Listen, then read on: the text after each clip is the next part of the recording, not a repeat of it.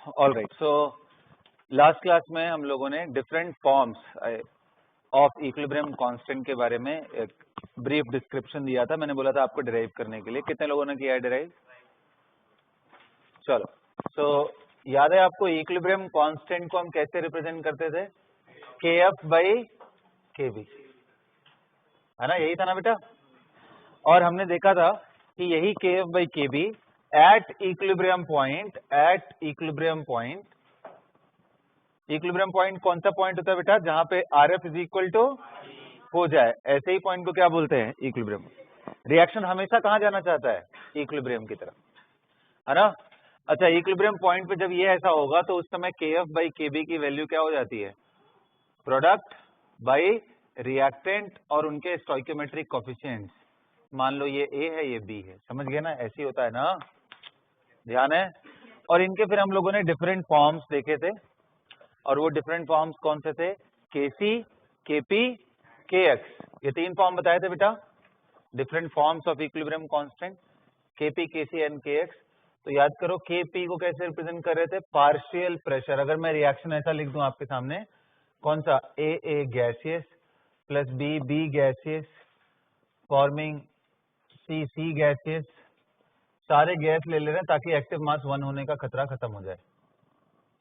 तो KP is equal to partial pressure of product यानी C to the power C, partial pressure of D to the power D whole divided by partial pressure of A to the power A, partial pressure of B to the power, ऐसे define होता था। आप सबको ध्यान है ये? बोलो।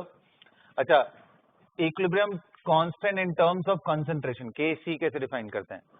अच्छा, ये सब ध्यान है ना? ये किस पे होता है? At equilibrium only, at equilibrium. तो KC कैसे होगा? बस सर वहां पे आप मोलैरिटी के टर्म में आप लिख दो। बोलो बच्चों, यहां तक लिखा था सबने? और KX यानी मोल फ्रैक्शन के टर्म में कैसे लिखा था?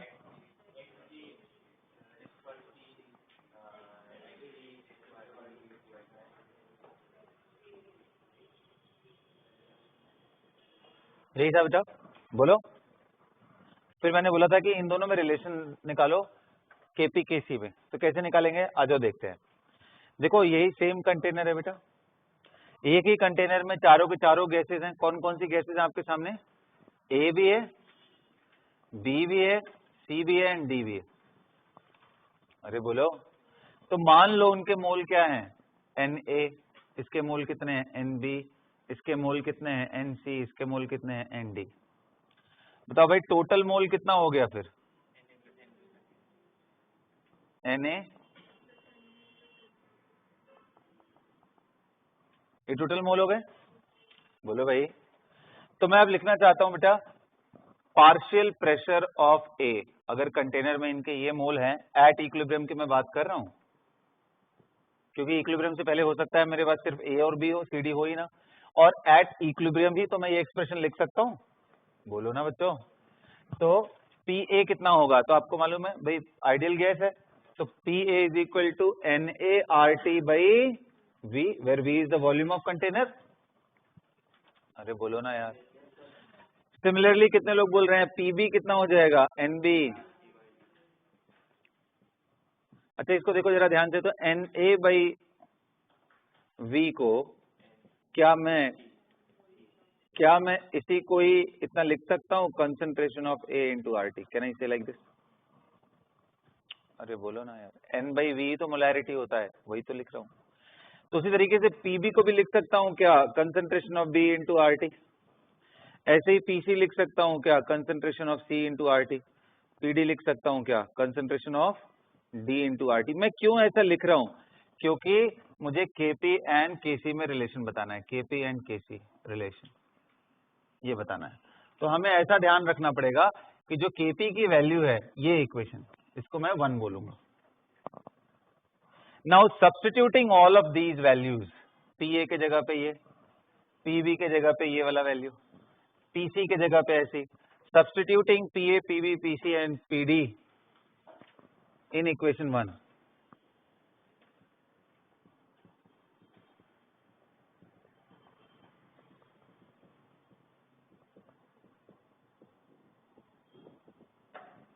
इन equation 1 what did we get, Kp is equal to, ध्यान से देखो जरा, C into R T to the power D into R T to the power A into R T to the power, बेटा सही लिख रहा हूं मैं, B into R T to the power. अब जरा इसको थोड़ा ध्यान से देखो तो मैं इसको क्या ऐसा लिख सकता हूं, C to the power C D to the power D divided by A to the power A। बताओ यहां तक पता पड़ रहा है सबको? और R T to the power, ध्यान से देखो तो, C प्लस D, है ना,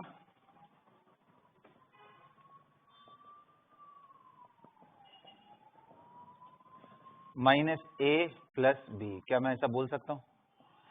क्या इसको अगर अच्छे से लिखो तो क्या मैं ऐसा बोल सकता हूं कि Kp इज इक्वल टू, ये वैल्यू को क्या मैं Kc बोल सकता हूं बेटा? अरे देखो ना, यही तो Kc है ना, अरे बोलो यार, तो is equal to Kc R T to the power delta Ng, क्योंकि ये क्या है, sum of the mole of gaseous product minus sum of the mole of gaseous reactant.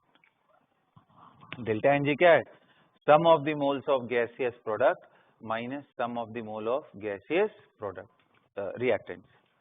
यहां तक क्लियर है सबको? तो ये रिलेशन फटाक से एकदम नोट करो, जल्दी करो।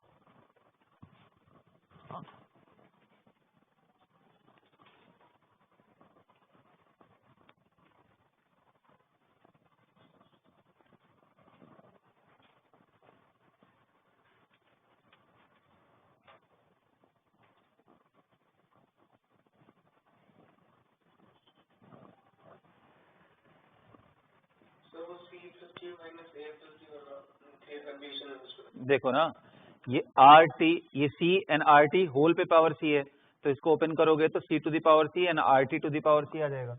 इधर क्या है, R T to the power D, तो बेस सेम हो तो पावर ऐड हो जाते हैं ना, तो वही लिख दिया सी प्लस डी। और नीचे भी आर टी है, ए प्लस बी वाला, तो जब ऊपर आएगा तो वो माइनस हो जाएगा। अब क्लियर हो गया? चलो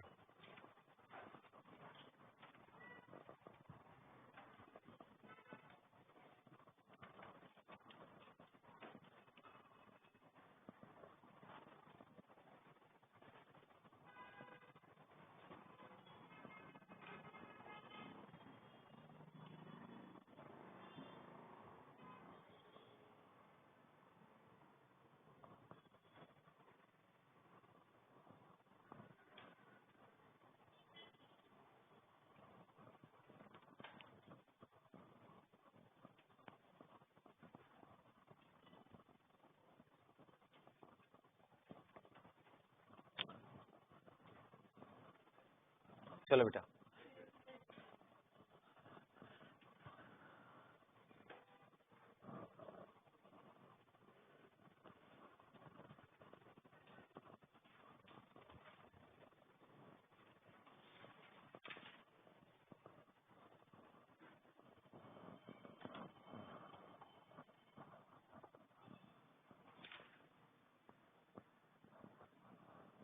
चले अगला देखें।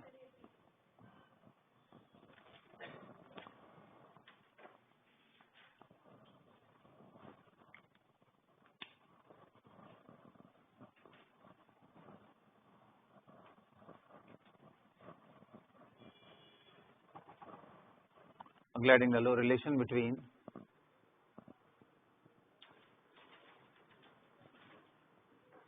Kp and Kx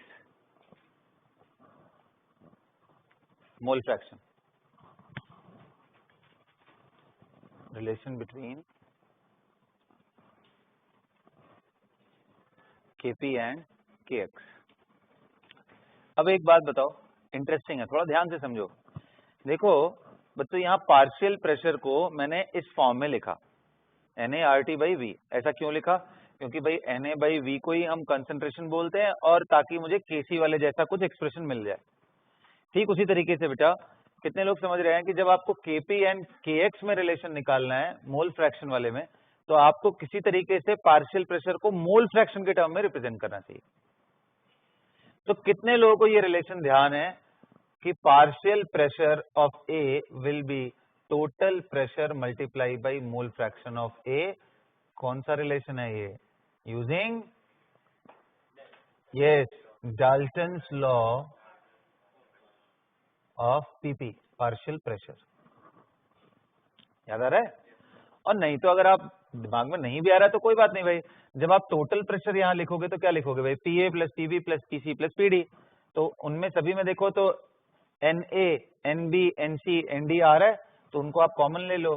तो NA plus NB plus NC plus ND, ये हमारा बच गया। और कॉमन हमने क्या लिया? RT by we.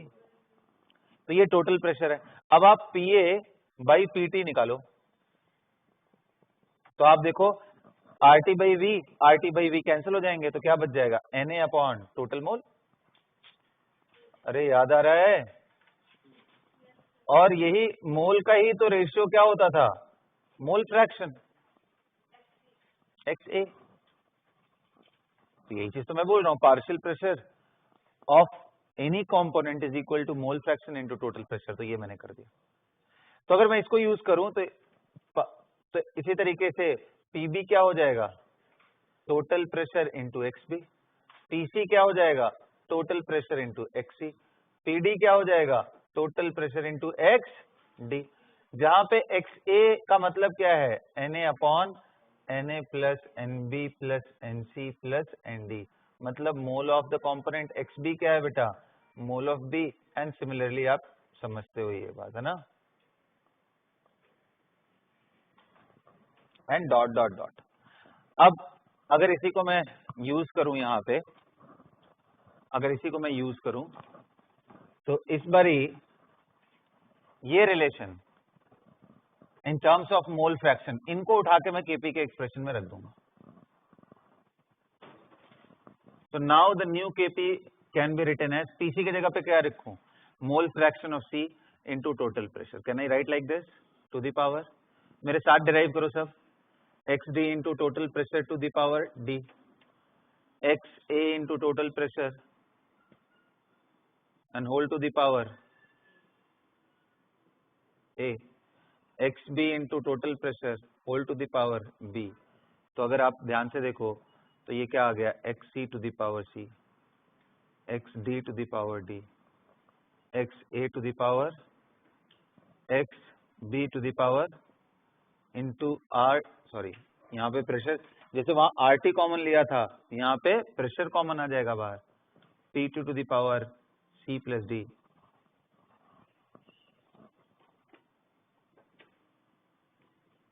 Minus A plus. तो ये क्या हो गया?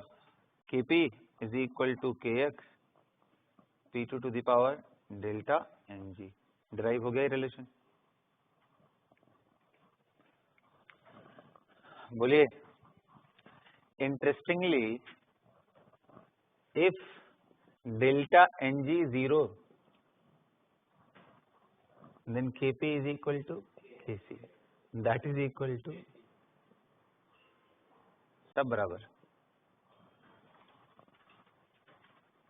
है ना?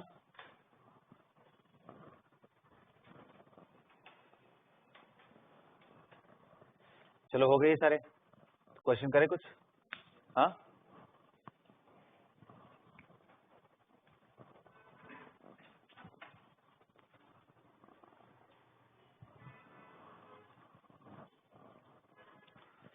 नोट कर लो ये सब।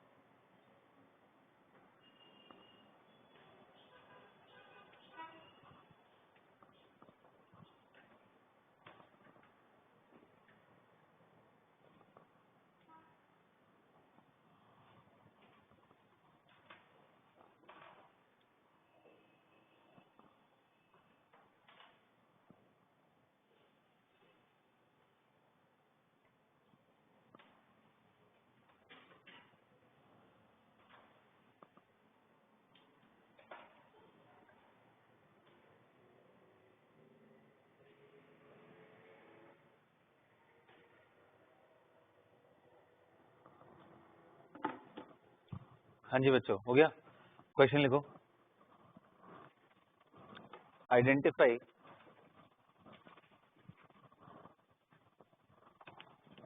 The reaction for which Kp is greater than Kc.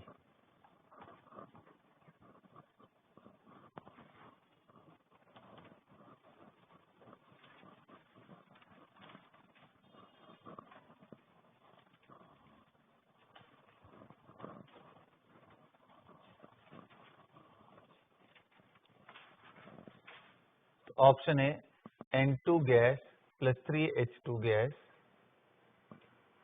2NH3 gas, ये एक रिएक्शन बी दे रहा हूं। कौन सा?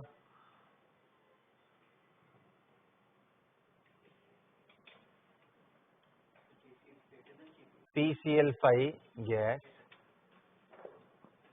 PCl3 gas and Cl2 gas. आपको क्या करना है ना, सारे रिएक्शन के सामने ये बताना है Kp बड़ा है Kc से या Kc बड़ा है Kp से। Calcium carbonate solid, CaO solid, CO2 gas,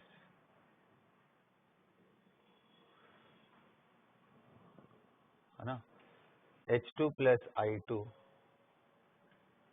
gas 2HI gas.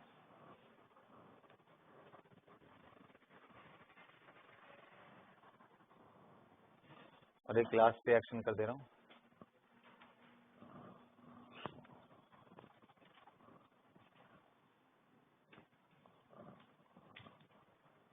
Last reaction क्या कर दे रहा हूं, बोलिए।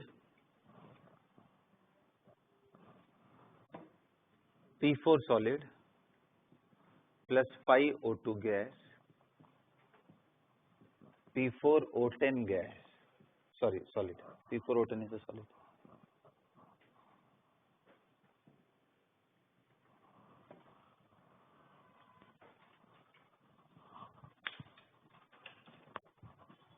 बताइए कौन से रिएक्शन के लिए Kp बड़ा है, कौन से रिएक्शन के लिए Kc बड़ा है, किस रिएक्शन में इक्वल है, ये सोच। हो गया।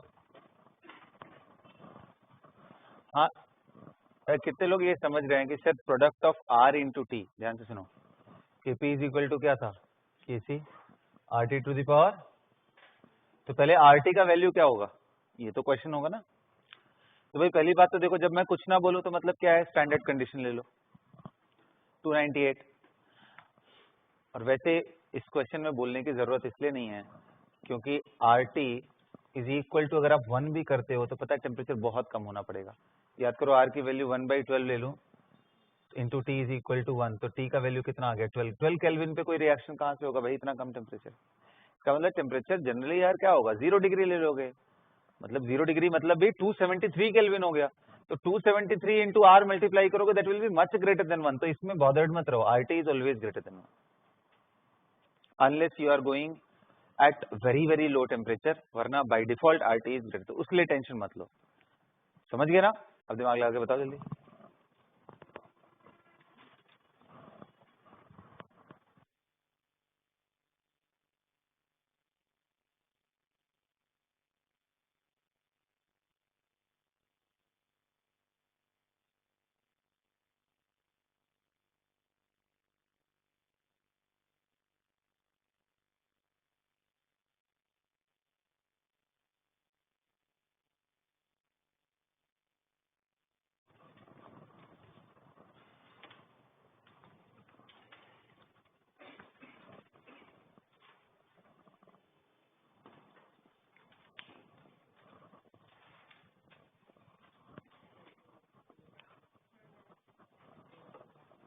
हाँ जी बच्चों,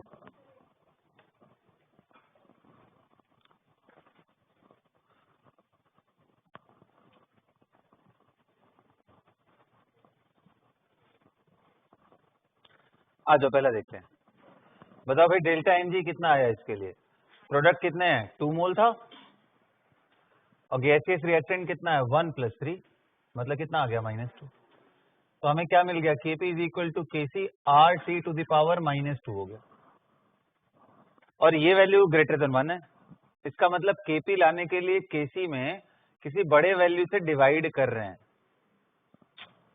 तो इसका मतलब ये Kc बड़ा होगा तभी तो। अरे बोलो बाबा, अरे यार बोलो। अरे आप मान लो 20 है, उसमें अगर 2 से डिवाइड करेंगे तो आने वाला जो क्वांटिटी होगा वो छोटा ही होगा ना। तो इसका मतलब ये क्वांटिटी एंड ये क्वांटिटी में ये बड़ा है, तो वही मैं बोल रहा हूँ। विच मीन्स ऊपर वाले के लिए कौन बड़ा हो गया, Kp से ज्यादा बड़ा क्या हो गया, Kc। तो यानी बड़ा सिंपल सा है यार, अगर डेल्टा Ng लेस देन 0 आया तो Kp से बड़ा क्या होगा, Kc।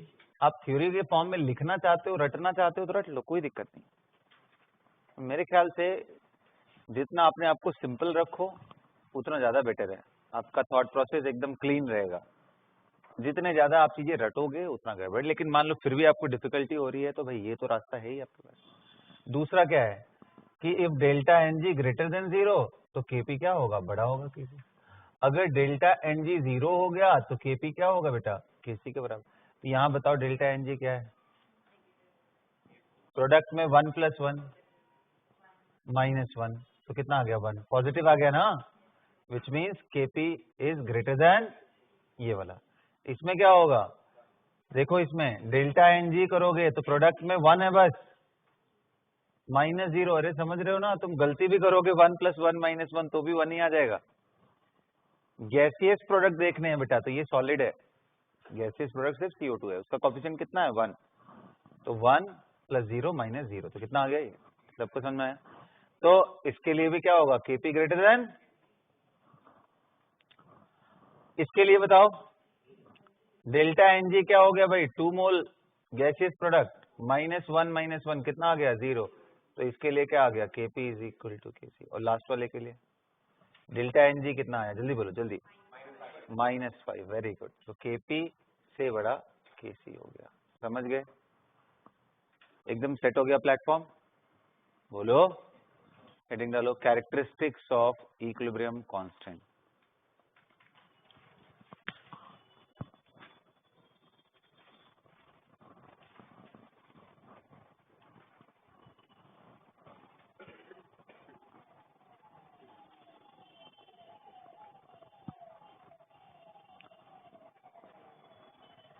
Characteristics of equilibrium constant, बता दूं ये सब।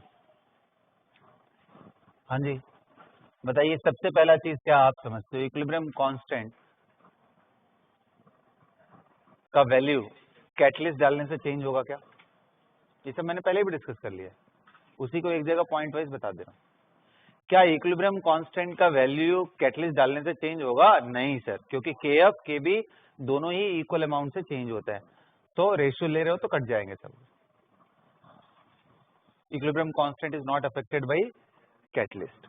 अच्छा, क्या कंसंट्रेशन चेंज करने से इक्विलिब्रियम कांस्टेंट बदल जाएगा, हाँ आंसर है बिल्कुल नहीं, क्योंकि आपको देखना ही नहीं है कंसंट्रेशन को, देखना क्या है, Kf/Kb को, वो इंडिपेंडेंट है। बोलो, तो लिखो, equilibrium constant is independent of concentration, pressure and catalyst, underline करके अच्छे से, equilibrium constant is independent of concentration, pressure and use of catalyst। concentration, pressure and use of catalyst। next लिखो, equilibrium constant is affected by changing temperature, yes or no। बताओ, अगर temperature बढ़ाऊंगा तो equilibrium constant बढ़ेगा या घटेगा, depend करेगा कि इंडो है या एक्सो।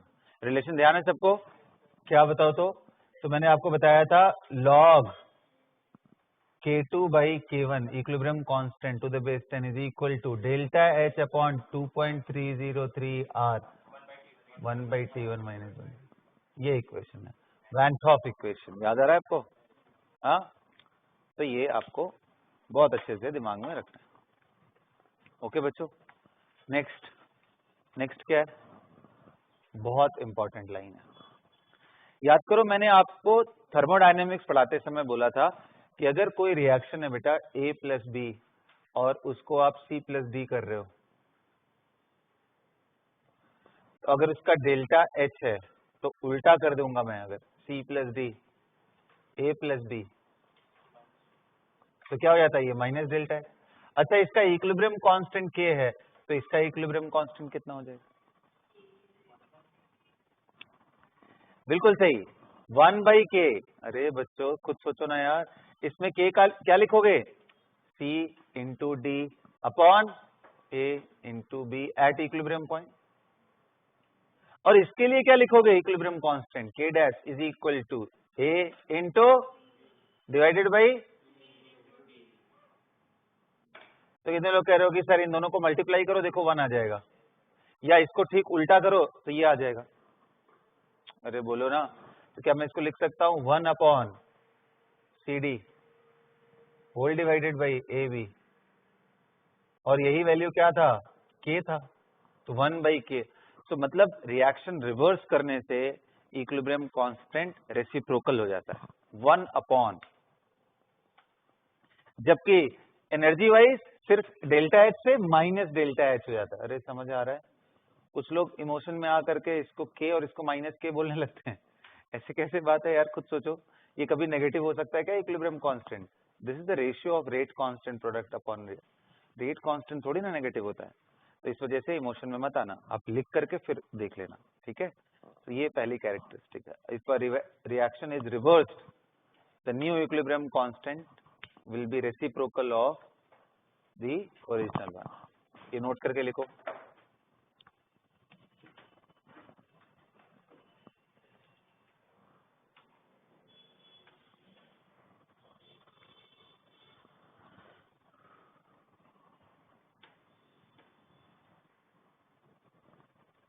बोलो, क्लियर है यहां तक?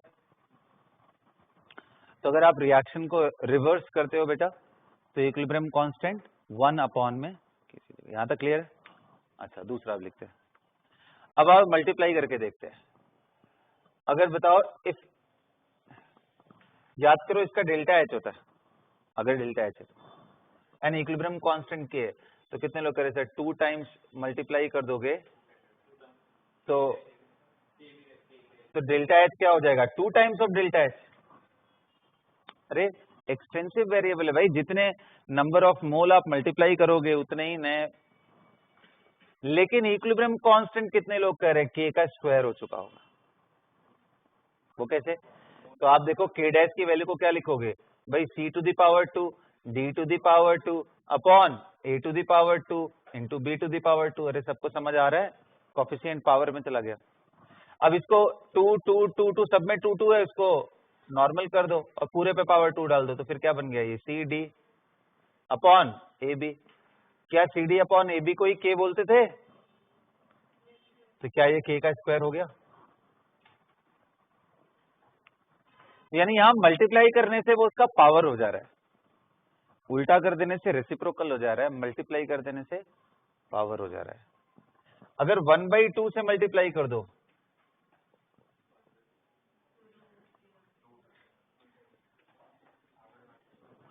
तो ये क्या हो जाएगा? K to the power. अरे समझ आ गया? तो हमने रिवर्स करके भी देख लिया, मल्टीप्लाई करके भी देख लिया, डिवाइड करके भी देख लिया। अब ऐड करने वाली चीज देखते हैं। याद करो हेस लॉ, कुछ याद आ रहा है? देखते हैं।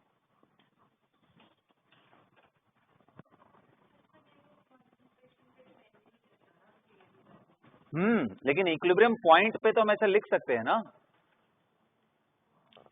इक्विलिब्रियम, क्या इक्विलिब्रियम पॉइंट पे ये एक्सप्रेशन ऐसे लिख सकता हूं मैं? इसके इक्विलिब्रियम पॉइंट पे मैं एक्सप्रेशन लिख सकता हूं ऐसे? तो जब इक्विलिब्रियम पॉइंट पे ये रेशियो आ रही है और वो K डैश के बराबर है और इसका रेशियो K के बराबर है, तो मैं इनको बोल सकता हूं ना कि ये 1/K ही होगा। तो मैंने कब बोला बच्चा कि यहाँ 2 मोल है और यहाँ 50 मोल है? मैंने ऐसा बोला? मैंने तो बोला कि अगर रिएक्शन ऐसे लिखा हो या 2 टाइम्स मल्टीप्लाई कर दिया हो, उसके हिसाब से चीजें बदल जाएंगी। मैंने कहा बोला कि इसमें वेरिएशन कर रहा हूं। अगर यही रिएक्शन रखते हुए मैं बोलूं एक बार 1 मोल लेके रिएक्शन कराया, एक बार 5 मोल लेके कराया, अब बताओ वैल्यूज सेम होंगी या अलग? तो आप बोलोगे सेम होंगी, क्योंकि कंसेंट्रेशन पे डिपेंड। अब ये तो रिएक्शन ही बदल गया ना, ये रिएक्शन A+B C+D था, अब ये रिएक्शन कुछ उल्टा हो गया। तो इनको मैंने रिलेट किया कि भाई अगर इसका हमें मालूम है तो इसका मालूम चल सकता है क्या, तो हमने वही निकाला। इसमें कहाँ है, मैं कंसेंट्रेशन डिपेंडेंट कहाँ बोल रहा हूँ? आ रहा है बात समझ में? नेक्स्ट,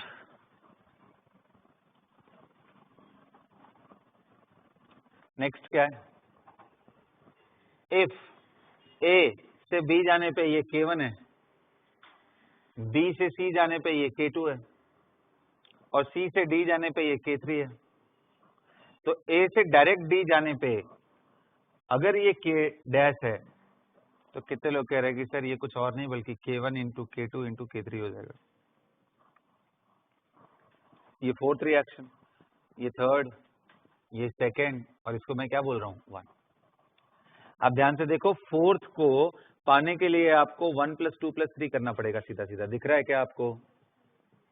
जब आप ऐड करोगे तो बी गायब, सी गायब, ए लेफ्ट में बच गया, राइट में सिर्फ डी बच गया। यही है ना? तो फोर्थ, अगर यहाँ डेल्टा एच की बात होती तो ये डेल्टा H1 + H2 + H3 हो जाता। याद है?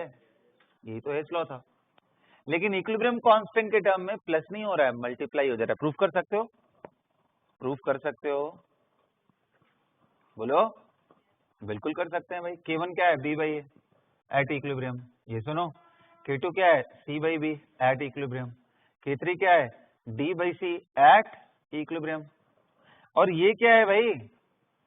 D/A at equilibrium.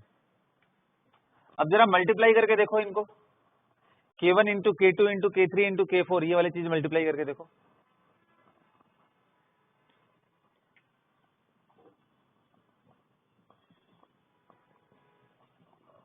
आप प्रूफ करना चाहते हो तो यहां मल्टीप्लाई कर लो, K1 into K2 into K3 करके देखो कितना आ रहा है। K1 कितना है भाई? B/A। K2 कितना है? C/B।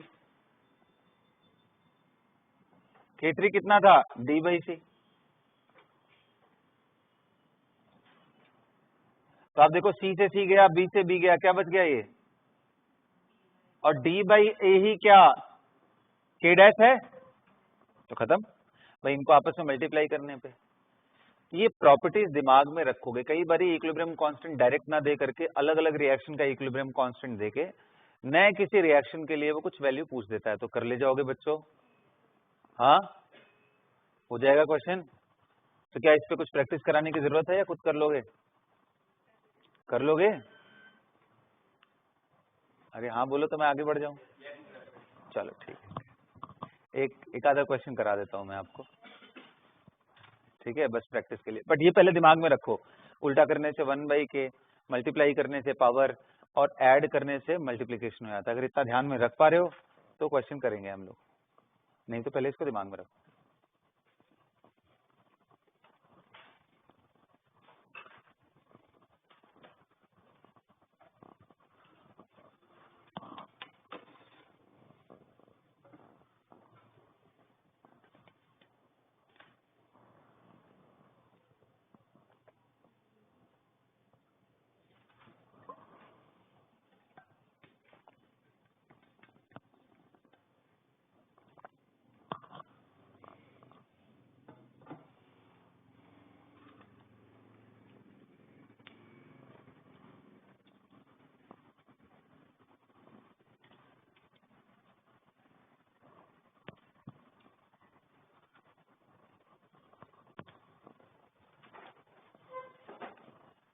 चलो भाई, नोट इट डाउन।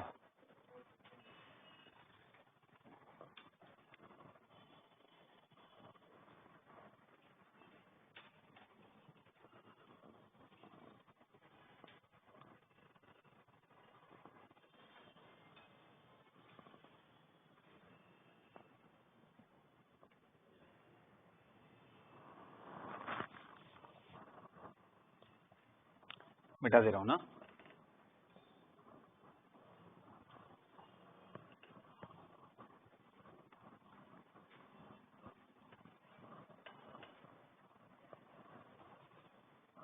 क्वेश्चन लिखो तो, if the equilibrium constant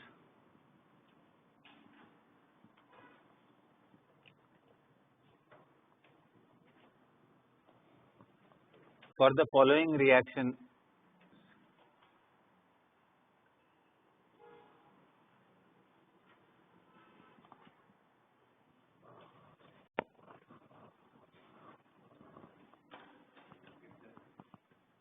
if the equilibrium constant for the following reactions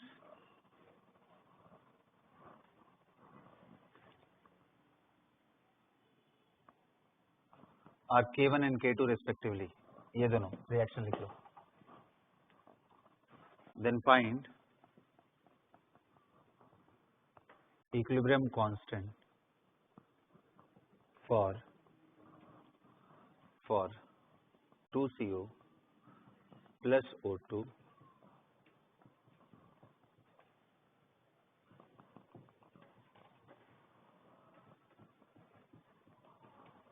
2CO plus O2 forming 2CO2 gas. Find the equilibrium constant of this reaction. I could have asked find the delta G of this. अगर इसका delta G इसका delta G मालूम हो तो निकल जाएगा, simple है यार. जो डेल्टा H का ऑपरेशन है वो डेल्टा H सारे स्टेट फंक्शन के लिए वैलिड है.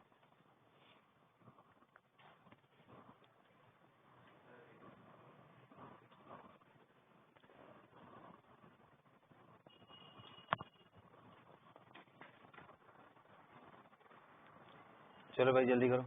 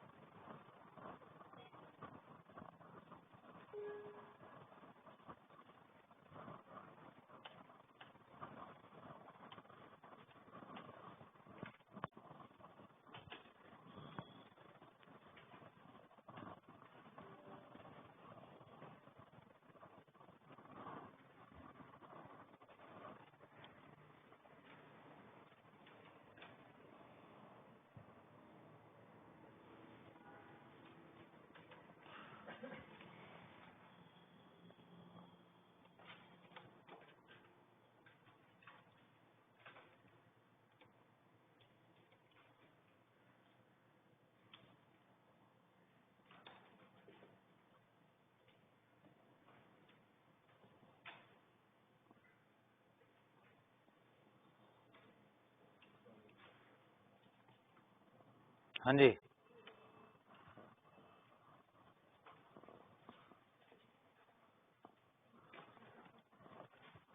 हो गया बच्चों.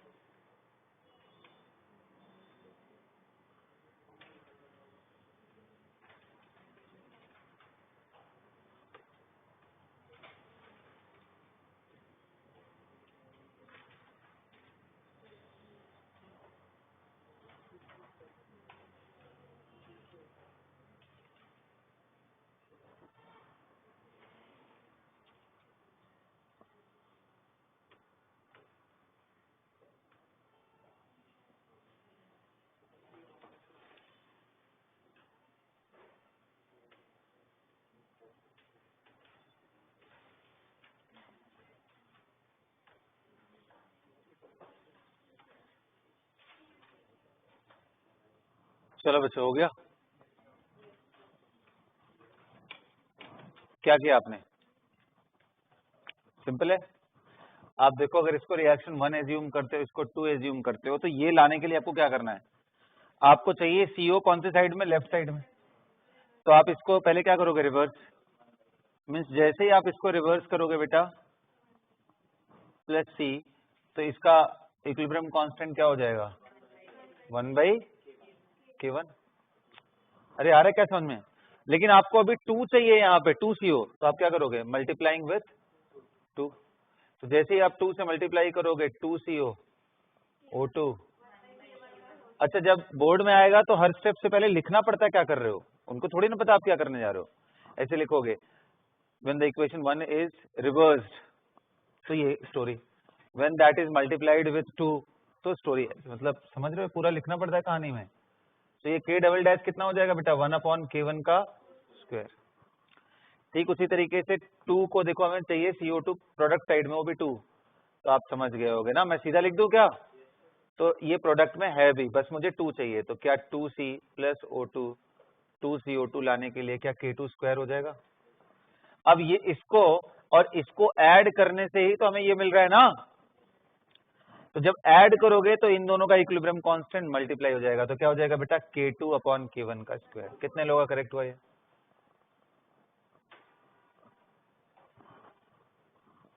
इसी को मैं कैसे बोलता हूं कि आप ना पहले लिखना सीख जाओ जल्दी करने के लिए, कि जैसे अगर मान लो ये 1 है और ये 2 है, तो बेसिकली ये 3 है, तो हमें 3 कैसे मिल रहा है?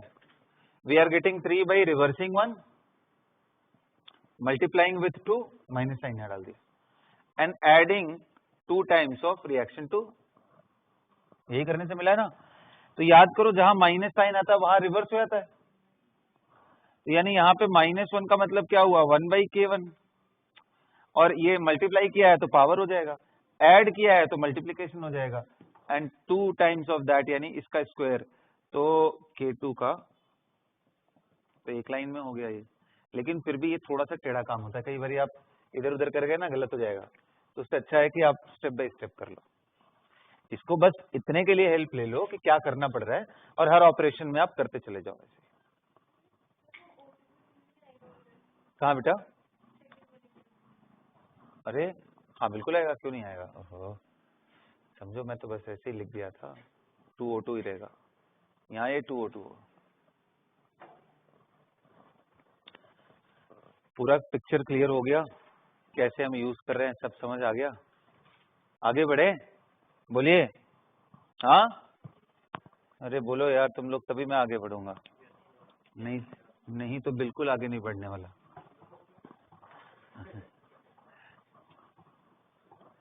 हाँ जी, हाँ जी बच्चों, आइए अब आपको ना कुछ असली क्वेश्चंस कराते हैं। अब मजा आएगा, अब आपको ना बहुत ही मजा आने वाला है, मैं ट्रस्ट में। देखो इतना मजा आएगा, अभी आप कितना गलत करोगे मुझे लगेगा कि इतना आसान सा क्वेश्चन है, बट खूब गलत करने वाले हो। लिखो तो, H2 plus Cl2 forming 2HCl। लिखो, if the equilibrium constant for this reaction Kc is equal to 4 at 300 Kelvin,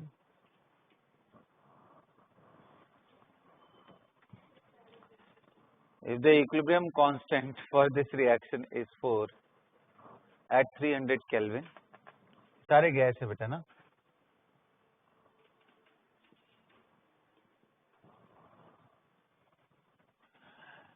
and the reaction is started with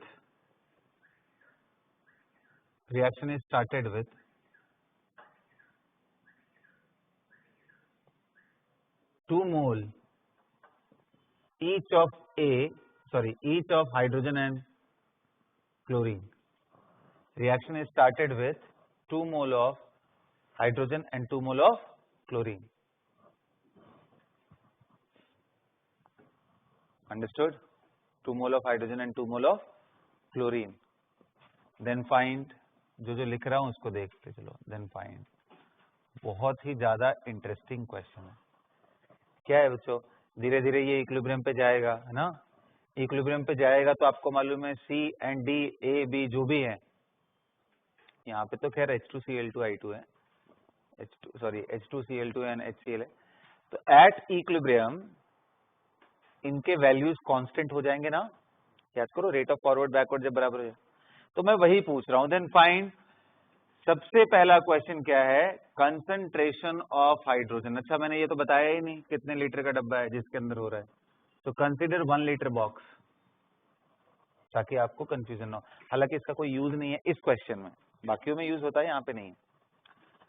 find the equilibrium concentration of hydrogen, find the equilibrium concentration of chlorine, find the equilibrium concentration of HCl। देखते हैं कौन answer करता है इसको। चलो go ahead.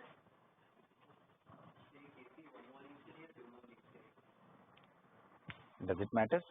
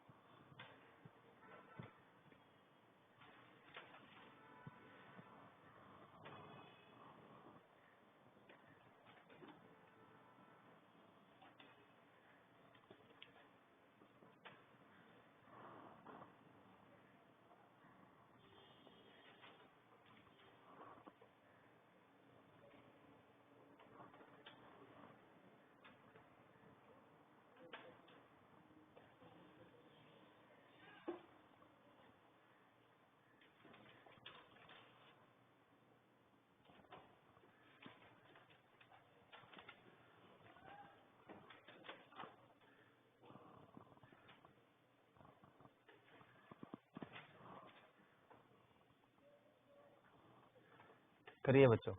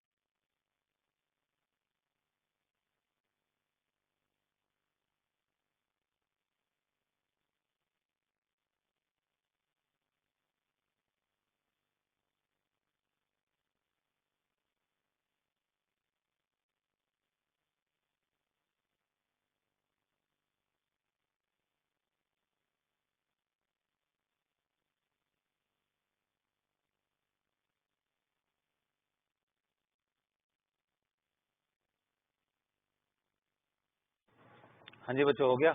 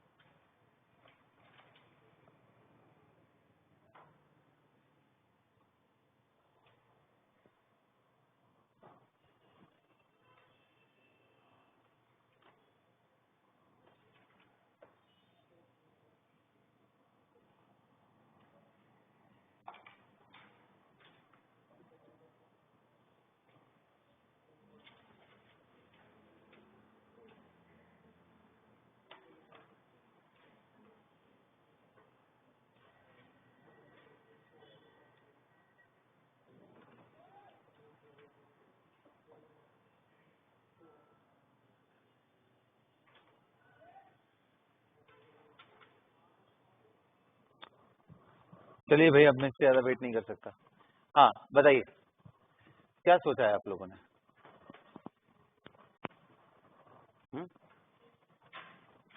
क्या आ रहा है आंसर किसी का भी? हाँ बोलो। H2 का कितना आया? 2 आया। इसका कितना आया? इसका कितना आया?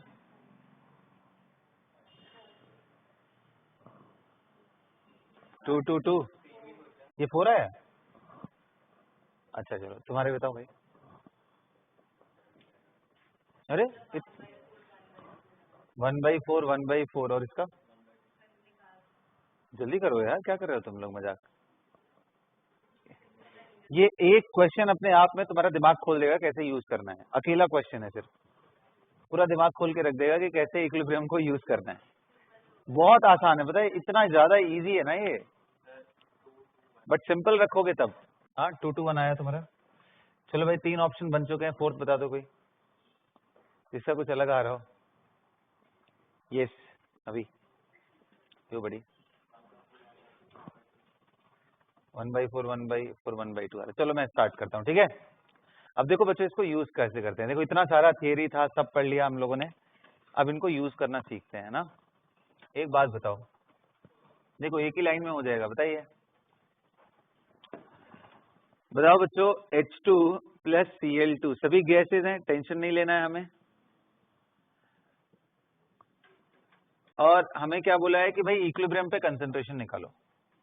और हमें क्या मालूम है बच्चों, एट इक्विलिब्रियम क्या खास बात होता है कि equilibrium constant is equal to this one. Can I say like this? Can I say like this? But अगर हमें ये इक्विलिब्रियम का कंसंट्रेशन मिल जाए तब हम जाके रख सकें, और हमें मालूम थोड़ी ना है। लेकिन इतना तो मालूम है ना बेटा कि ये रिएक्शन जब हमने सिर्फ 2 मोल ये लिया है, प्रोडक्ट लिया ही नहीं, तो ये फॉरवर्ड ही जाएगा ना, इतना तो क्लियर है। अरे भाई, rate of forward will be a positive value, rate of backward will be a 0 value, मतलब ये आगे की तरफ जाएगा, इतना तो क्लियर है। तो टाइम बीतने के साथ कितने लोग बोल रहे हैं कि सर इसका 1 मोल इसके 1 मोल से रिएक्ट करता है, तो अगर इसका x मोल मानूं तो इसके x मोल से रिएक्ट करके इसका कितना बनाएगा, ये घट रहा होगा और ये बढ़ रहा होगा। तो मैं जनरल टाइम t पे बात करूं तो H2 कितना बचा होगा, तो आप बोलोगे लिया था सर आपने 2, x खत्म हो गया तो बचा कितना, 2 माइनस x। कुछ याद आ रहा है, कभी जमाने में ऐसा यूज किया था लिमिटिंग रीजन में। ये 2 लिया था सर इसका भी, पर x खत्म हो गया, बचा कितना 2 में। ये कुछ नहीं लिया था सर, बना कितना 2x, तो बच कितना गया 2x। अच्छा, active mass of H2 at equilibrium कितना हो गया फिर, तो बोलोगे सर ये mole upon volume which is 1 litre. Cl2 कितना हो गया at equilibrium 2 minus x. HCl कितना हो गया एट इक्विलिब्रियम तो 2x/1। अरे ये तो नो, अब चुपचाप उठा के क्या यहाँ रख नहीं सकता हूँ क्या?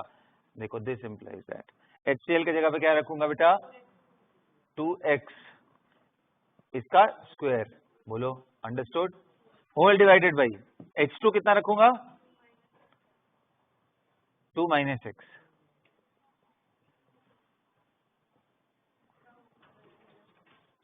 Cl2 कितना है और दैट इज इक्वल टू क्या आएगा Kc। Kc कितना है 4। अब बताओ बच्चों, क्या आपको नहीं लग रहा ये बहुत ही आसान क्वेश्चन दे दिया मैंने? इसको जबरदस्ती सॉल्व मत करो क्वाड्रेटिक बनाने के लिए, इसको सिंपल रखो 2x/2 minus x into 2 minus x का ये दोनों का स्क्वायर कर सकता हूं मैं। देखो ना बाबा 2x का पावर 2 था, 2 माइनस एक्स का भी पावर 2, तो दोनों का पावर 2 लिख सकता हूं। अरे बोल दो यार, इतना हैंग हो गया क्या तुम्हारा दिमाग अभी? यहां से कितने लोग बोल रहे हैं कि सर अब तो बहुत ही आसान हो गया, 2x/2 माइनस एक्स, उधर रूट ले लूंगा तो √4 कितना होता है भाई 2, तो 2x/2 minus x is equal to 2। Simplify करोगे तो x की वैल्यू कितनी आएगी? आ रही है? कितने लोग बोल रहे हैं x 1 आ गया, इसका मतलब इक्विलिब्रियम कंसंट्रेशन ऑफ HCl कितना हो गया 2x और वो कितना है 2। Equilibrium concentration of H2 2 minus x, 2 minus 1 कितना आ गया 1। Equilibrium concentration of Cl2 2 minus 1 और ये कितना आ गया 1। तो करेक्ट आंसर क्या आया? इनके कंसंट्रेशन 1 1 और इसका कंसंट्रेशन 2। कंफ्यूजन अगर है तो चेक कर लो, क्रॉस चेक कर। क्रॉस चेक कैसे कि भाई इक्विलिब्रियम पे कंसंट्रेशन का जो रेशियो आता है वो इक्विलिब्रियम कांस्टेंट के बराबर आता है, करके देख लो। HCl कितना बना है भाई 2, उसका स्क्वायर,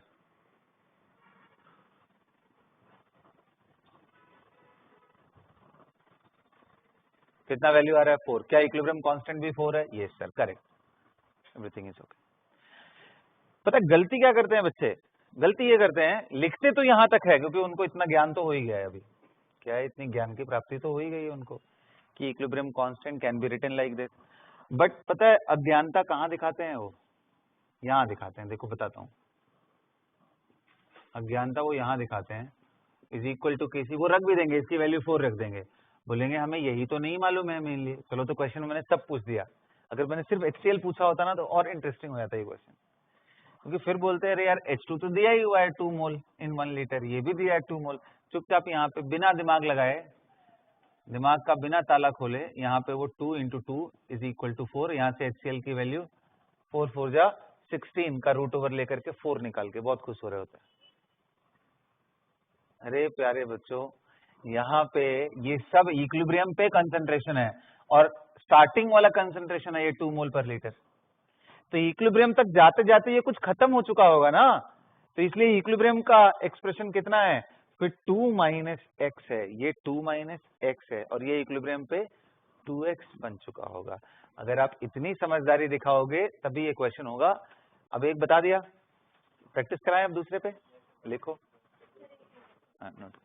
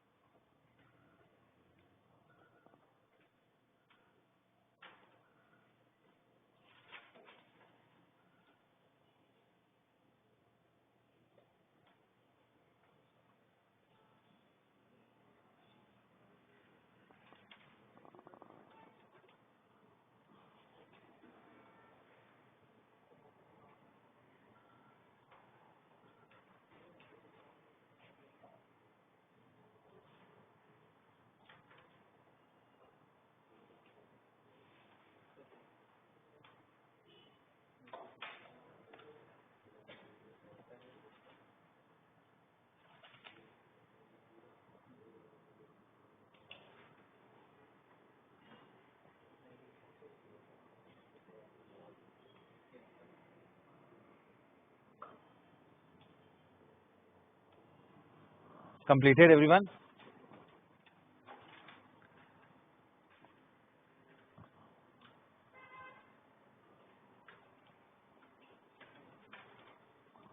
हो गया बच्चों? और एक क्वेश्चन दो। अब समझ पड़ गया ना क्या कैसे यूज करना है?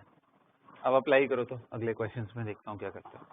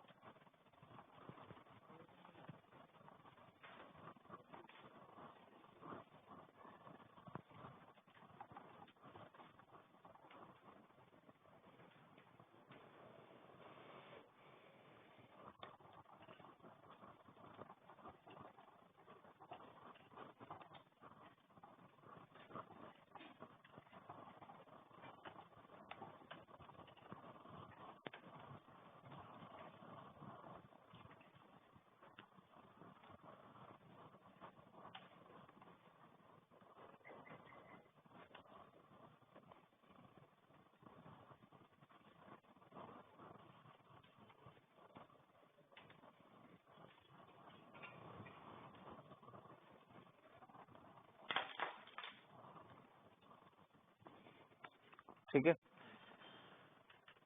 तो आ जाओ, थोड़ा सा चेंज करता हूँ मैं अब। ठीक है,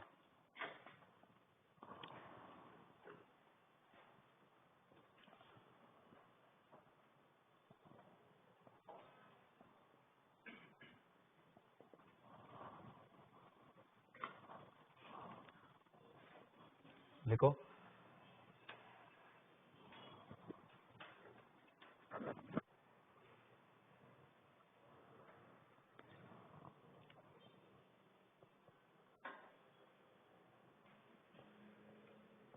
कर लो, चलो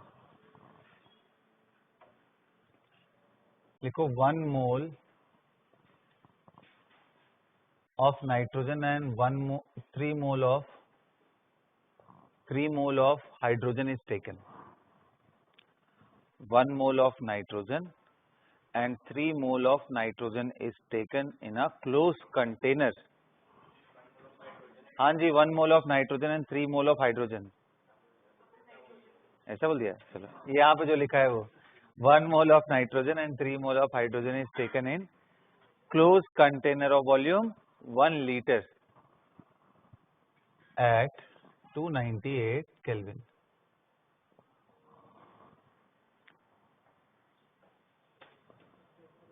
करेक्ट। अच्छा एक बात बताओ बच्चों, इन तीनों में बेस कौन है? इन तीनों में बेस कौन है? अमोनिया। कैसे मालूम? भाई इसके पास अच्छा सा लोन पेयर है, ये डोनेट कर सकता है। डायटोमिक स्पीशीज N2 का लोन पेयर बहुत अंदर छुपा हुआ है, H2 का यूजलेस है, तो ये बेस है। समझ रहे हो ना? कौन सा बेस? लुईस बेस लोन पेयर दे सकता है। तो अगर मान लो अमोनिया है और उसके सामने HCl ले आया जाए तो तुरंत रिएक्शन कर जाएगा, ये लोन पेयर इसको देके क्या बना लेगा? Ammonium chloride.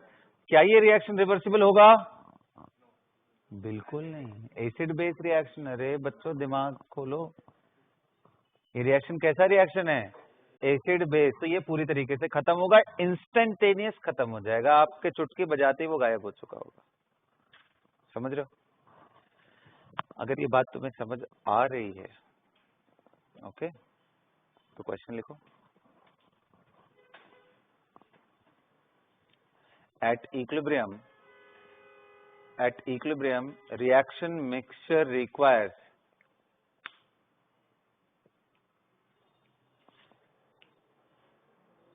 at equilibrium reaction mixture requires 0.5 liter of 1 molar HCl, 0.5 molar of 0.5 liter of 1 molar HCl to neutralize it. अरे कोई भी कर लो यार, मोल सेम ही रहने वाला है।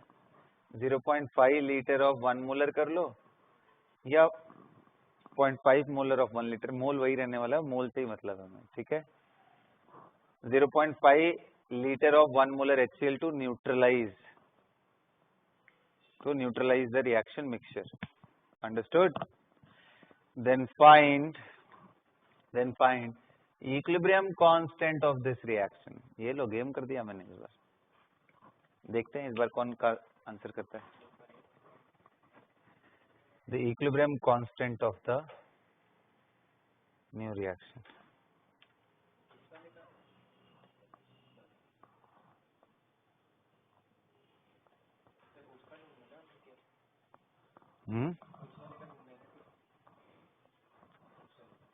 हाँ जी, मेन रिएक्शन का ही ढूंढना है. कौन सा रिएक्शन? ये वाला. अरे ये रिएक्शन तो जब इरिवर्सिबल है तो इसका इक्विलिब्रियम कांस्टेंट का कोई खास मतलब है क्या? है ना? रिवर्सिबल रिएक्शन के लिए तो हमारा मतलब है ना सारी चीजों का बेटा. चलो करिए.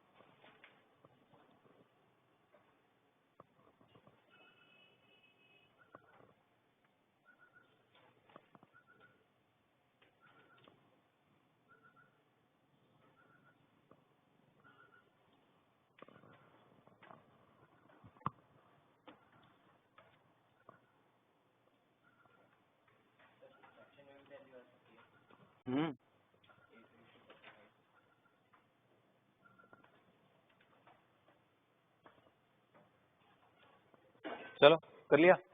कितने लोग का हो गया? ओके.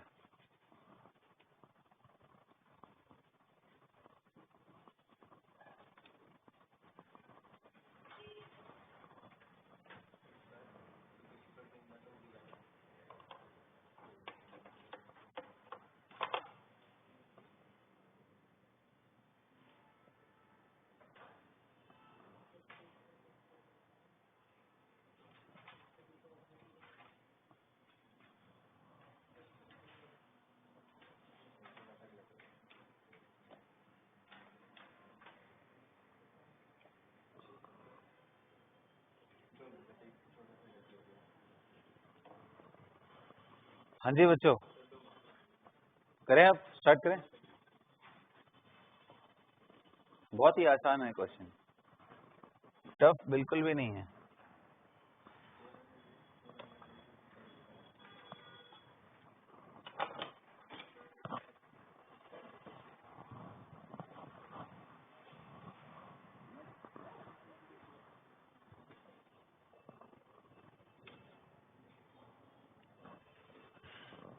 चलिए लेट्स स्टार्ट. Time up. एक बात बताओ बेटा, ये 1 मोल इन 1 लीटर है, लेकिन इसका x मोल इसके 3x मोल से रिएक्ट करके इसका 2x बनाएगा. ये तो सबको क्लियर होगा. अब बताओ एट इक्विलिब्रियम ये कितना बचा होगा? 1 - x. बोलिए ये कितना बचा होगा 3 माइनस 3x और ये कितना बन गया होगा 2। Can I say that at equilibrium number of mole of nitrogen will be 1 minus x, mole of hydrogen will be 3 minus 3x and mole of ammonia formed will be 2x। अगर हमें कोई x बता दे तो हम equilibrium constant निकाल सकते हैं, क्योंकि इक्विलिब्रियम कांस्टेंट बराबर क्या होने वाला है भाई, अमोनिया का कंसंट्रेशन का स्क्वायर डिवाइडेड बाय हाइड्रोजन का क्यूब इनटू नाइट्रोजन, ये होने वाला है। भाई देखो ना, सबका मोलैरिटी मोल वॉल्यूम कितना दे रखा है, 1 लीटर कंटेनर में किया हुआ है, तो कंसंट्रेशन ऑफ नाइट्रोजन कितना हो चुका होगा यहाँ से, वही 1 माइनस एक्स। इसी तरीके से नाइट्रोजन भी सेम, इसी तरीके से सेम का मतलब ये 3 माइनस 3x। समझ में आ रहा है, क्योंकि वॉल्यूम कितना है बेटा, 1 ही है ना, 1 लीटर में सारा रिएक्शन हो रहा है। यहाँ तक क्लियर, बोलो। अच्छा, अब आती है सबसे इंटरेस्टिंग बात कि चलो सर ये तो सब हो गया, आप किसी तरीके से बता दो ना x, तो x मैंने दूसरे तरीके से बताया। कैसे बताया कि इक्विलिब्रियम पे रिएक्शन मिक्सचर को न्यूट्रलाइज करने के लिए हमें ये HCl लेना पड़ रहा है, कितना 0.5 मोलर 1 लीटर, ऐसे ही कुछ था। हाँ बाबा कोई बात नहीं यार, चलो ठीक है, खुश रहो तुम लोग। 0.5 1 मोलर। अभी कितने लोग बोल रहे हैं ये मोलैरिटी और ये मालूम हो, तो हमें मालूम है number of mole of HCl upon volume is equal to molarity of HCl, ये सुनो। तो यहाँ से रख के मोल निकल जाएगा HCl का कितना, m इंटू वी, कितना आ गया बेटा 0.5 मोल आ गया क्या। अब कितना आसान हो गया भाई, बताओ ये 0.5 मोल है और ये रिएक्शन 100% कंप्लीट होता है, इंस्टेंटेनियस है, इरिवर्सिबल है, तो पक्का अमोनिया भी कितना प्रेजेंट हुआ होगा, और अमोनिया था कितना सॉल्यूशन में, तो मिल गया ना वैल्यू।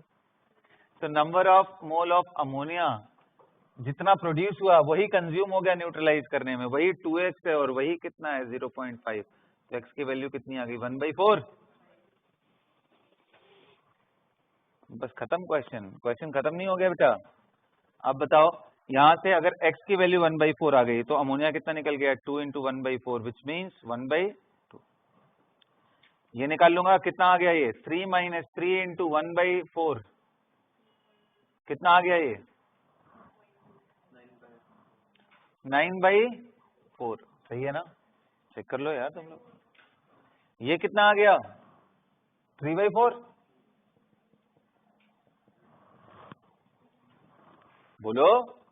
अब उठा के सब रख दो ना यहाँ पे, कितना आ गया भाई, अमोनिया कितना था 1/4 का होल स्क्वायर अपॉन हाइड्रोजन कितना है 9/4 का होल क्यूब, नाइट्रोजन कितना है 3/4। सिंप्लीफाई कर लो भाई, देखो ये 4 4 4 आ रहा है, 2 ऊपर 4 है नीचे 4 4 है, यहाँ पे पावर 3 और यहाँ पे ये, तो 2 बच जाएंगे, तो ऊपर आ जाएगा 4 का स्क्वायर अपॉन ये 9 का क्यूब। ये खुद से सॉल्व कर लो, मेरे से मत कराओ ये सब, यही आंसर होगा, ठीक है। क्या बेटा,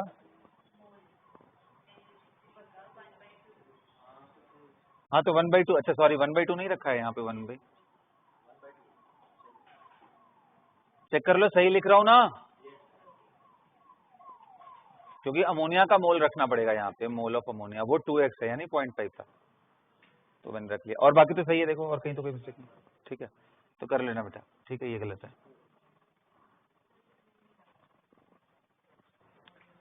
चलो अब समझ पड़ गया क्वेश्चन कैसे घुमा फिरा के पूछ सकता है। हाँ एक और क्वेश्चन देखता हूँ, ट्राई करता हूँ, आप लोग अगर थोड़े बहुत घूमे तो अच्छा लगेगा मुझे। लिखो,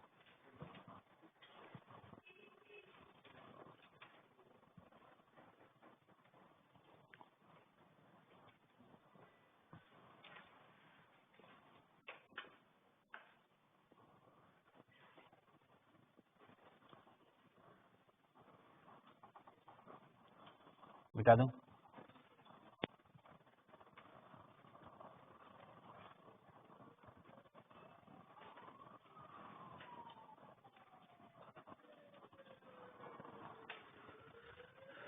चलिए बच्चों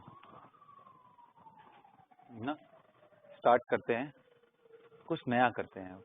हो गया ये A to B C to D वाला हो गया कहानी। अब चलो तो A plus B वही करते हैं फिर भी, चलो एक बार और कर लेते हैं। For the reaction, for the hypothetical reaction A plus B forming C plus D, the equilibrium constant is 4.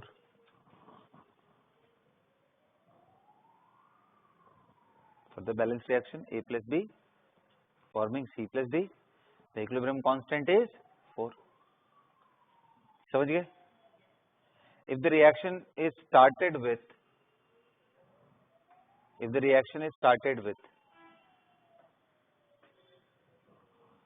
1 mole per liter each of A, B, C and D,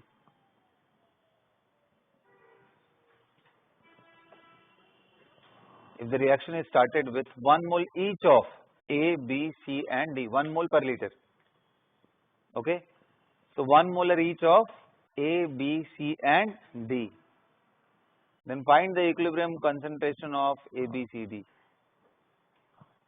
Find the equilibrium concentration of A, B, C, D.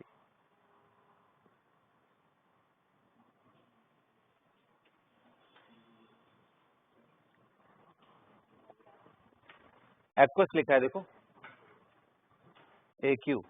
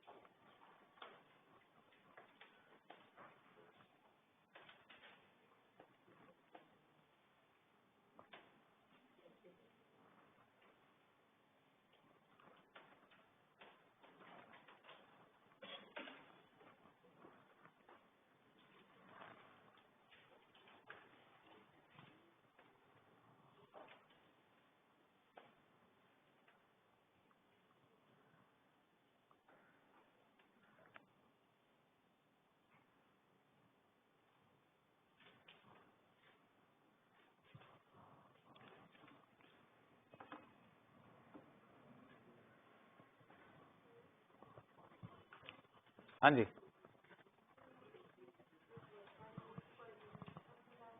हाँ जी, molarity सभी की बन रही। अरे बाबा दो चीजें हैं, दोनों को क्यों मिक्स कर रहे हो? एक होता है स्टार्ट किससे किया, वो एक अलग चीज है, इक्विलिब्रियम पे उनकी कंसंट्रेशन क्या है वो अलग चीज है। तो इक्विलिब्रियम पे मैंने आपसे पूछा है कि उनका कंसंट्रेशन बताओ, और मैंने स्टार्टिंग का दिया है कि इन रिएक्शन को स्टार्ट सभी के 1 मोल पर लीटर से किया हुआ है। अभी तक मैं क्या कर रहा था भाई, आपको सिर्फ रिएक्टेंट दे रहा था, प्रोडक्ट दे ही नहीं रहा था। मैंने बोला reaction is started with this, but याद करो मैंने बोला था ना equilibrium point can be achieve from either direction. मैं प्रोडक्ट भी दे दूं तो भी आपको इक्विलिब्रियम आएगा, और मैं रिएक्टेंट प्रोडक्ट दे दूं तब तो भी इक्विलिब्रियम आएगा। तो आप दिमाग लगाओ, इसमें सबसे पहला क्वेश्चन तो आपके दिमाग में ये आना चाहिए कि सर रिएक्शन जाएगा किस साइड में, फॉरवर्ड जाएगा या बैकवर्ड। तो आपको थोड़ा दिमाग इस पे लगाना पड़ेगा। ये बताओ रिएक्शन एट द एंड क्या चाहता है, टू अटेन। तो अब इतना हिंट बहुत है, ठीक है, इससे ज्यादा बता दूंगा तो गड़बड़ है।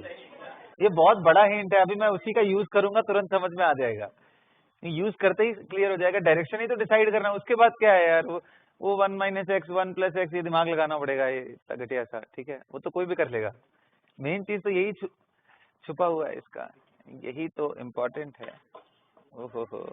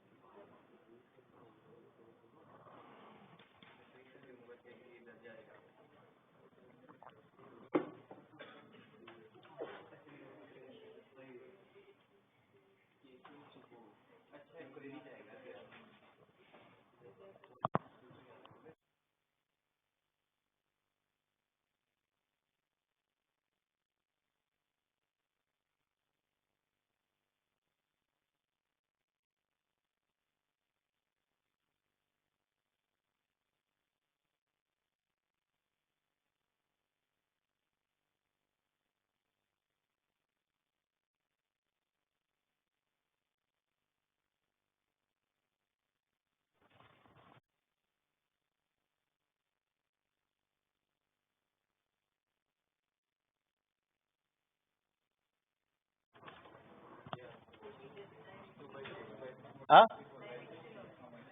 अब चलो मैं स्टार्ट करूं। Okay okay okay, I'll give you 1 more minute for this।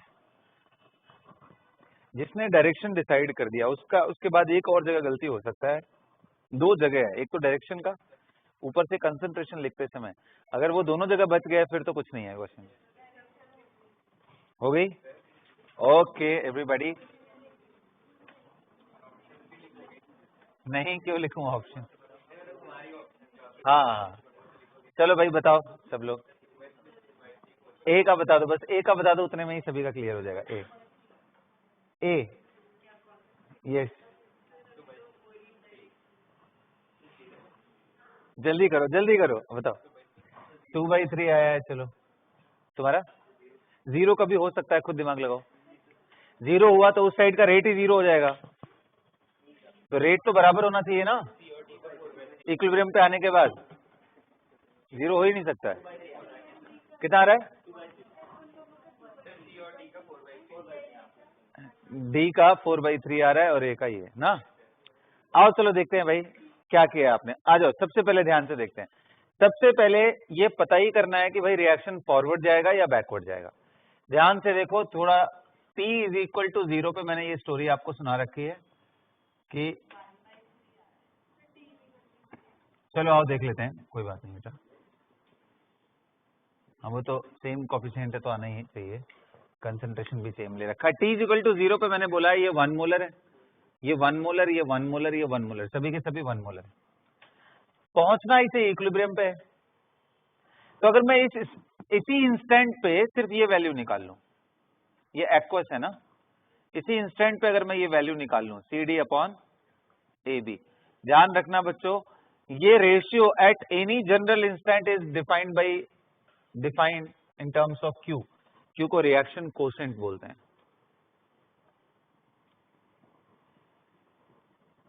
Spelling पे भरोसा मत रखना मेरे, रिएक्शन कोसेंट, ओके सही लिखा है क्या? Reaction quotient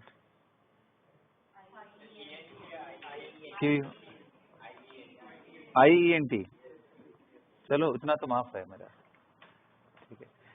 reaction quotient, clear? Quotient ही बोलते हैं, क्यूसेंट बोलते, कोसेंट। ये तुम लोगों से पूछने पे ना अलग अलग ओपिनियन आ जाते हैं, जैसे ही मैं पूछना स्टार्ट करता हूँ वैसे ही तुम लोग ज्यादा कॉन्फिडेंट हो जाते हो। अब ये चीज तो हमें आता है सर से आता है। चलो रिएक्शन कोसेंट के बारे में बात कर रहा हूं मैं कि Q is defined as concentration of CD upon A and B at any moment,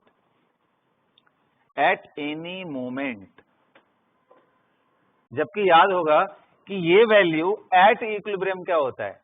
equilibrium constant. बोलो बाबा, अरे बोलो ना। तो इसका मतलब क्या हुआ कि भाई हमेशा Q क्या चाहता है? K बनना चाहता है। ये रेशियो धीरे धीरे कहां पहुंचना चाहता है? K की तरफ। तो एक बात बताओ, अभी अगर मैं Q निकालूं at this instant, Q at T = 0 निकाल रहा हूं, तो 1/1 कितना है? 1। और K कितना है बेटा? 4। अच्छा 1 को 4 बनना है तो कितने लोग कह रहे हैं सर C and D को बढ़ाना पड़ेगा, A and B को घटाना पड़ेगा, तो किधर जाना चाहिए रिएक्शन? फॉरवर्ड। आ रहा है समझ में मोटू लोग सबको? तो ये रिएक्शन फॉरवर्ड जाना पड़ेगा, तो आपको कुछ नोट लिखने हैं। क्या लिखने हैं? ये हमेशा चाहता है ना, Q always wants to become K। Note ये क्या? Note if Q value is less than K, then क्या होगा बेटा? Reaction will move in forward direction. किस लिए भाई? क्यों जाना चाह रहा है? टू अटेन निर्वाणा, अरे I mean to attain equilibrium point. Okay, इसका निर्वाणा वही है, इक्विलिब्रियम पॉइंट। निर्वाणा मतलब समझते हो तुम लोग? मोक्ष समझते हो? हाँ ये सब समझते हो? अभी ये सब उम्र नहीं है यार, मत समझो ये सब। अभी ये समझो कि इक्विलिब्रियम कांस्टेंट कैसे निकालना है ना। To attain, then the reaction will move in forward direction to attain equilibrium.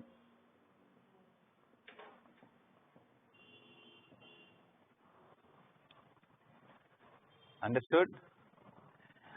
ये पहला पॉइंट है बेटा। दूसरा क्या है? If Q is greater than K, obviously ये चाहता है K बनना, तो अब Q का वैल्यू घटाना पड़ेगा। Q घटेगा कब? जब C एंड D कम हो और A और B बढ़ जाए। वो कब पॉसिबल है? जब पीछे आए रिएक्शन। तो क्या लिखोगे? Then reaction will move in backward direction to attain nirvana, I mean equilibrium. Okay. और अगर बच्चों ऐसा हो गया, if Q is equal to K, निर्वाणा आ चुका है, अचीव हो चुका है, यहाँ पे equilibrium point is achieved, reaction is already at equilibrium.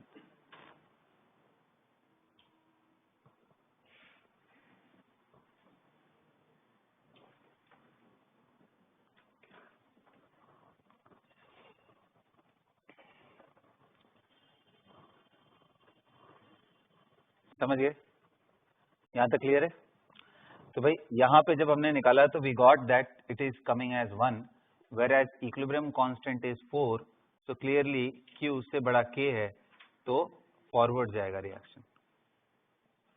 और फॉरवर्ड जाएगा तो हम क्या बोल सकते हैं? ये 1 में से कुछ कम होगा, ये 1 में से कुछ कम होगा। कितना कम होगा भाई? x मोल सबका कोएफिशिएंट 1 ही है, तो ये बनेगा x बन रहा होगा, ये x बन रहा है और ये x क्या हो रहे होंगे? कम हो रहे हैं। लेकिन कितने लोग कह रहे हैं कि अगर लिखना हो कंसंट्रेशन तो बोलेंगे 1 तो पहले से था, x बन गया तो 1 + x। ये मैं बता रहा था कि ये मिस्टेक आप दोबारा कर सकते थे। अगर आपने नहीं किया है तो दैट मीन्स गुड, आपने इसको ध्यान अगर रखा है। नहीं किया गलती, बहुत बढ़िया। अगर नहीं किया तो बहुत ही अच्छी बात। यहाँ मिस्टेक हो सकता था एक, और दूसरा डायरेक्शन को लेकर के, ठीक है। तो अगर दोनों जगह आप सही हो तो फिर आपके सारे बॉक्सेस चेक्ड है।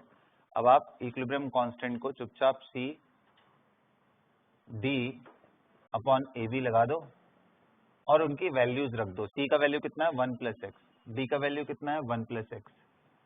ये 1 - x और ये 1 - x। और Kc कितना है बेटा? तो मैं इसको सिंप्लीफाई कर लूं, 1 + x upon 1 - x whole square is equal to 4। तो 1 + x upon 1 - x is equal to 2।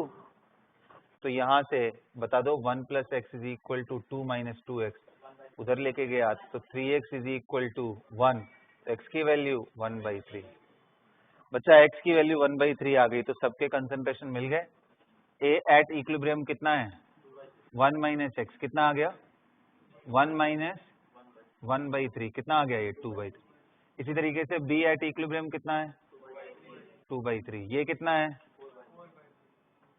1 + x which is 1 + 1/3 which is 4/3। And similarly D equilibrium भी कितना है?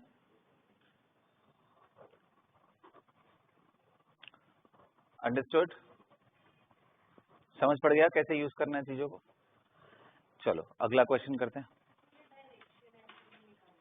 कोई बात नहीं, और भी तरीके इसे फिर कैसे निकालिए। हाँ हाँ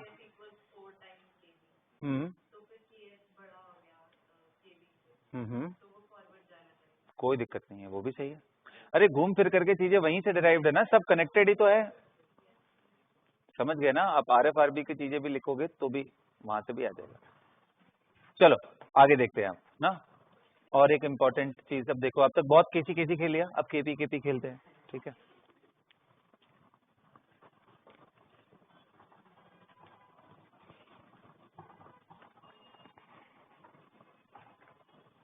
ये थियरी था, उसको नोट कर लेना, मजाक मजाक में उड़ा मत दो उसको।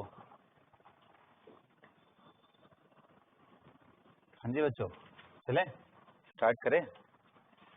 चलिए अब देखते हैं यहाँ क्या करते हो आप, क्या कमाल दिखाते हो आप लोग, ठीक है। तो देखो बच्चों, मैंने ले लिया है mercuric oxide which is a solid, और इसको अगर आप हीट करो ना, तो गर्म करो तो ब्रेक हो जाता है। ये किसमें ब्रेक होता है? Hg लिक्विड में और ऑक्सीजन गैस। इधर हाफ O2 आएगा। और Kp इसका आपको पता करना है। The Kp of this reaction is equal to question mark. आपको दिया क्या है, देखते हैं कौन करता है। क्या दिया हुआ है क्वेश्चन में? At equilibrium partial pressure of O2 is found to be 1 atm. Then find Kp. Partial pressure of O2 is found to be 1 atm. Then find Kp. Find Kp.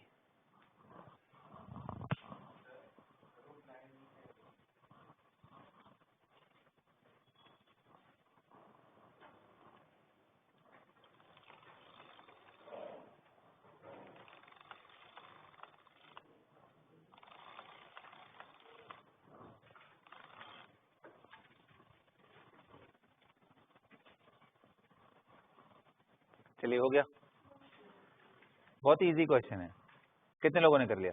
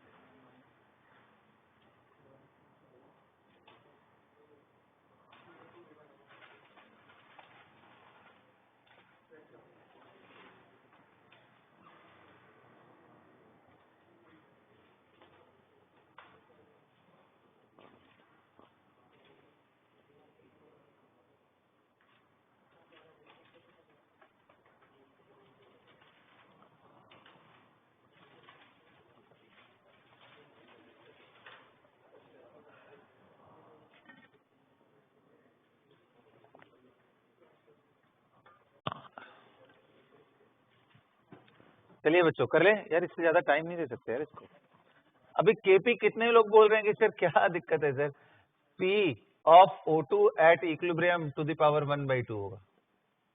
अरे बाबा, जैसे Kc क्या होता है कंसंट्रेशन के term में equilibrium में, वैसे ही Kp क्या होगा पार्शियल प्रेशर। इतना सिंपल था। यहाँ मैंने 1 atm लिख के दे दिया, परोस दिया है आपको, बस यहाँ रखना था। 1 टू द पावर 1/2 क्या आ गया? बस यूनिट ध्यान रखना, atm टू द पावर 1/2 हो जाएगा। अरे बाबा देखो ना, पावर 1/2, बाकी सब कुछ सेम है। आसान था ये क्वेश्चन, बहुत इजी था, कुछ था ही नहीं है। पार्शियल प्रेशर ऑफ O2 दिया मैंने आपको एट इक्विलिब्रियम, तभी तो आप Kp निकाल पाओगे। देख Kp क्या होता है? At equilibrium partial pressure of O2 to the power 1/2, क्योंकि ये सब तो सॉलिड एंड लिक्विड है ना, इनसे क्या ही मतलब है बच्चों। अरे बाप रे बाप, अभी समझ आ रहा है क्या ये सब क्या बोल रहे हैं? ये लिक्विड है, प्योर लिक्विड, इसका भी एक्टिव मास 1, सॉलिड का एक्टिव मास 1, तो गैस का ही तो प्रेशर बस लिखना है ना। अरे प्रभु क्या होगा तुम लोग का यार, कहीं ना कहीं दिमाग अटका ही रहता है। चलो आगे देखे। हाँ चलो, अभी क्या कर रहा हूं, अमोनियम सल्फाइड ले रहा हूं,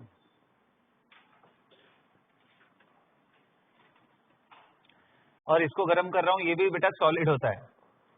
इसको गर्म करने पे क्या मिलता है? रुक जाओ, एक काम करते हैं, थोड़ा सा क्वेश्चन ट्विस्ट करते हैं। अमोनियम डाइसल्फ, डाइसल्फाइड नहीं, NH4 होल ट्वाइस एच लिया है मैंने, अमोनियम सल्फाइड, हाइड्रोजन सल्फाइड ना लेके प्रॉपर सल्फाइड लिया है, तो गर्म करने पे ये 2 अमोनिया प्लस H2S गैस देता है।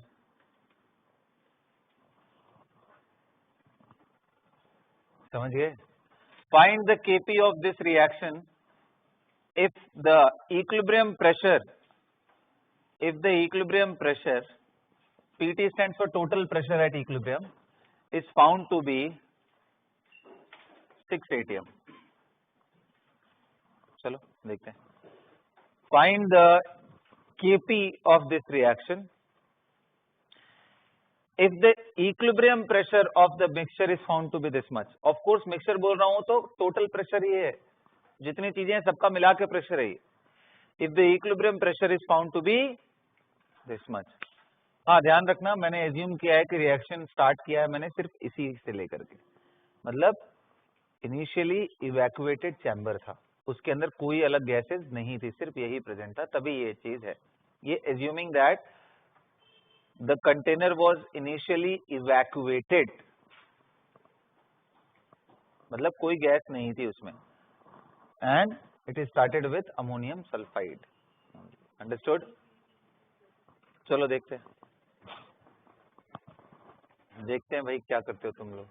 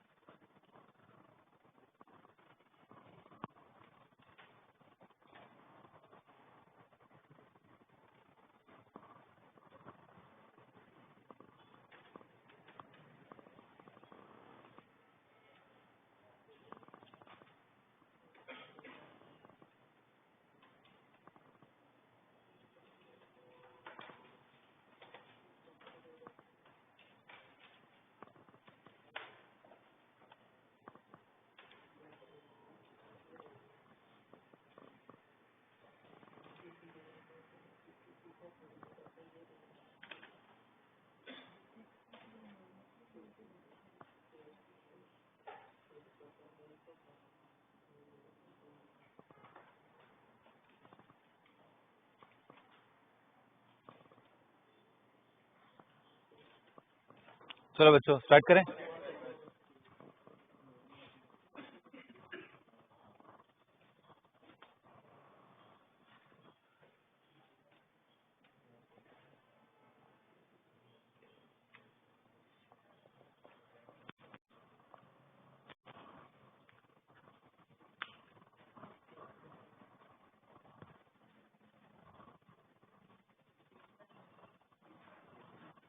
हो गया बच्चों?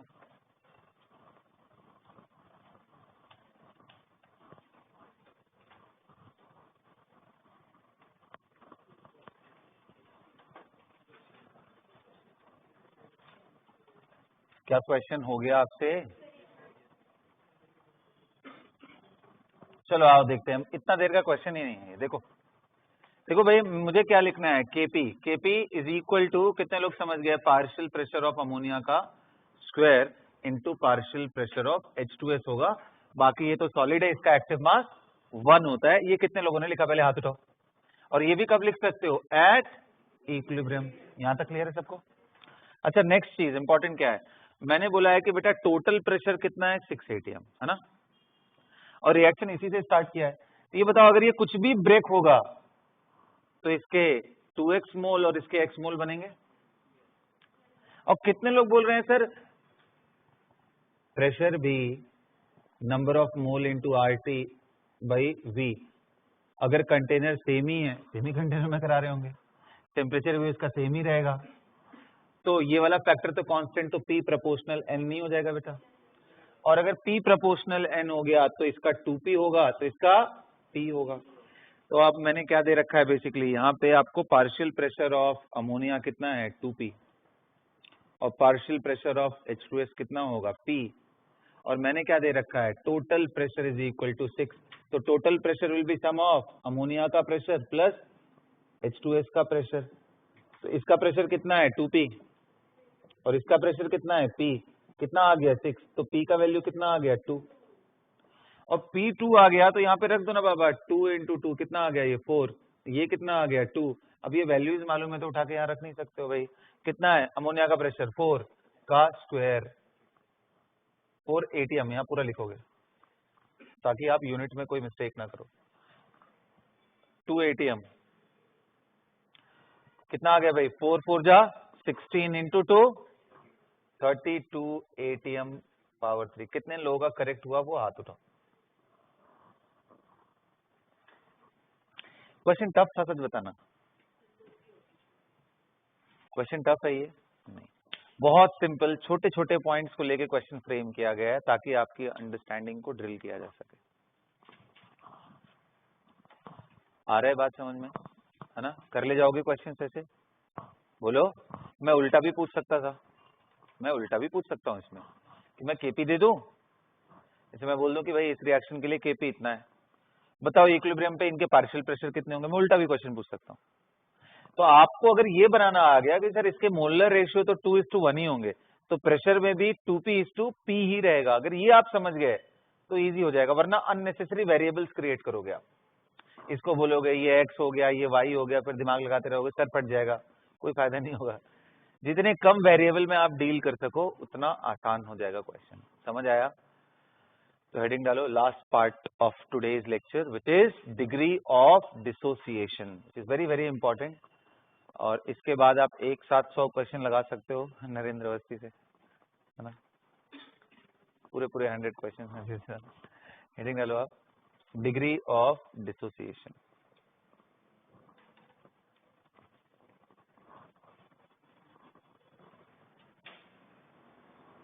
बता दूं?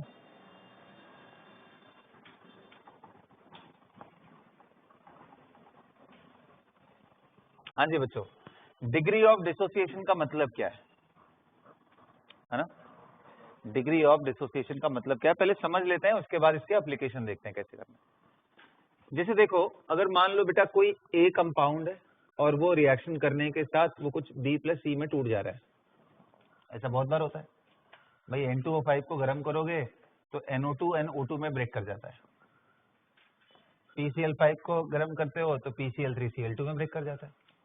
तो ऐसे मैंने बोला कि कोई कंपाउंड है ए जो कि B and C में ब्रेक हो रहा है। मान लो आपके अंडरस्टैंडिंग के लिए इनको गैस ले लेता है ना? अच्छा, इनिशियली मान लो मैंने A0 लिया था, A0 is the initial mole of A, and X मोल इसका टूट गया इक्विलिब्रियम तक आते आते, बोलो बाबा, और ये बन गया होगा। तो एट इक्विलिब्रियम ये A0 माइनस X बचा होगा, ये X और ये X। तो यहां पे डिफाइन कैसे करते हैं? डिग्री ऑफ डिसोसिएशन ऑफ ए। भाई ए ही टूट रहा है ना, कितना टूटा भाई? X मोल इसका टूट गया, मतलब रिएक्शन हो गया बाबा, X मोल कंज्यूम हो गया। नंबर ऑफ मोल डिसोसिएटेड कब? At equilibrium. इक्विलिब्रियम तक आते आते कितने मोल टूट चुके हैं? क्योंकि टाइम बीतने के साथ तो ये भी बदल रहा होगा ना। अरे T=0 पे ये कुछ भी नहीं ब्रेक हुआ है, 1 सेकेंड पे कुछ हो सकता है 0.01 मोल टूटा हो, फिर 0.02 करते करते करते करते कब सेटल होगा?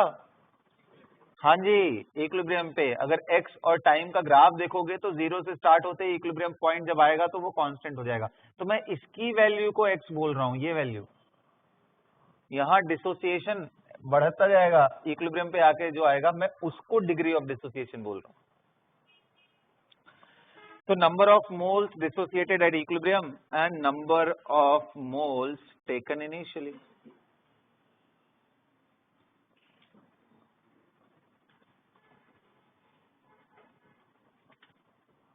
स्टार्टिंग में आपने कितना लिया था? अच्छा, कितना ब्रेक किया बेटा? x लिया कितना था? a।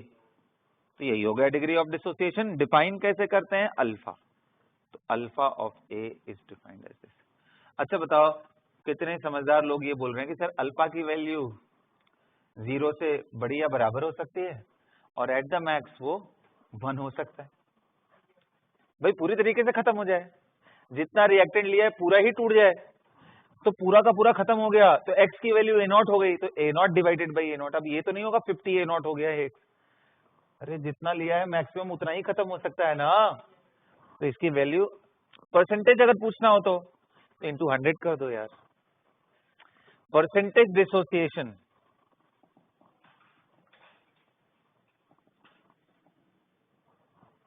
Is equal to alpha multiply by 100।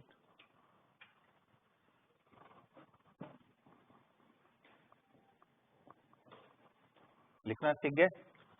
Question दो, जल्दी नोट करो, टाइम बिल्कुल नहीं है अपने पास।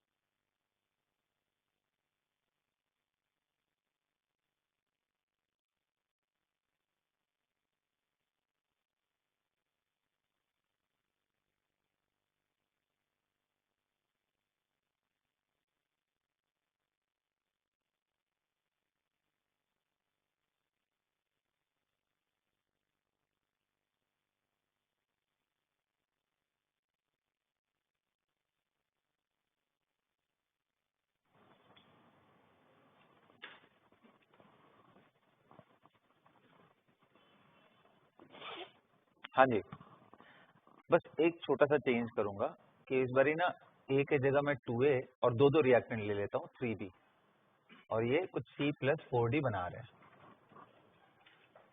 करेक्ट। और इनके मैं initial concentration A0 and B0 ले लेना चाहता हूँ।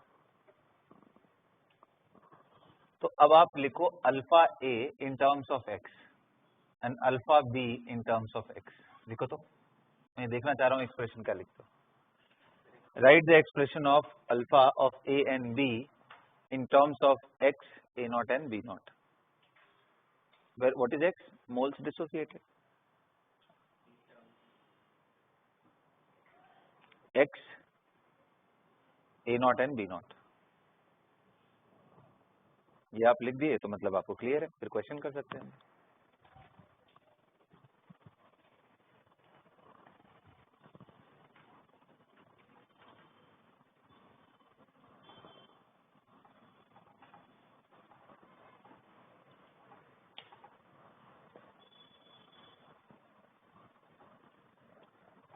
हाँ जी, हो गया।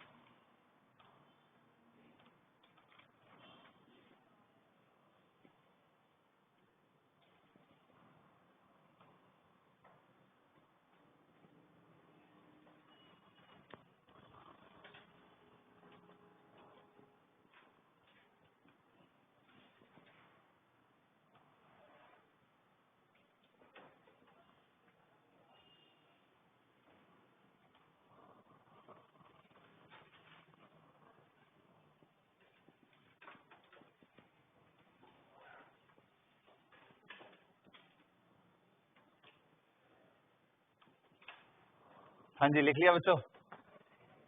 ये देखो अल्फा ये क्या होगा, अरे सिंपल सर, ये जब भी रिएक्ट करेगा तो इसका 2 मोल इसके 3 मोल से, इसका मतलब अगर ये 2x है तो ये 3x है। एट इक्विलिब्रियम क्या हो चुका होगा, ये a0 माइनस 2x और ये b0 माइनस 3x। तो भाई जब मैं a की बात करूंगा तो a कितना टूटा, तो 2x, लिया कितना था a0, b कितना टूट गया 3x, लिया कितना था, अरे आ गया समझ में, कितने लोग करेक्ट हुआ ये, ग्रेट, बहुत बढ़िया, कितना सिंपल सा था, कोई टेंशन क्या। अब ये क्वेश्चन कर दो, खत्म हो गया ये टॉपिक, डू इट फास्ट।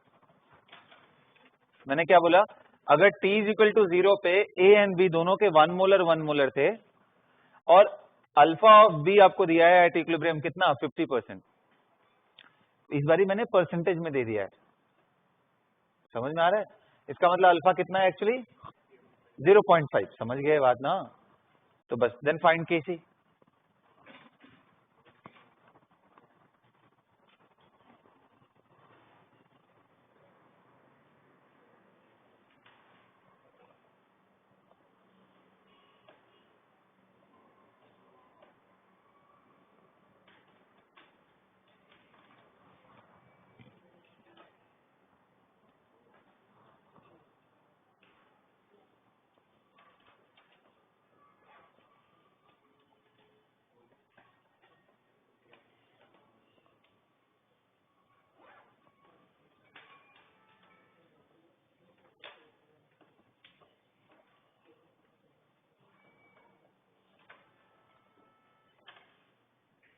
हाँ जी बच्चों, अब मैं स्टार्ट करूंगा,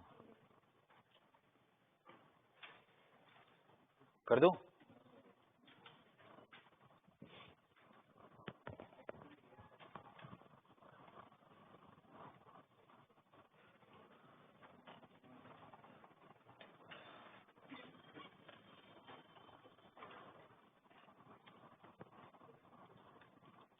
चलो भाई कर लिया, तो जल्दी करो इसको, बहुत इजी है।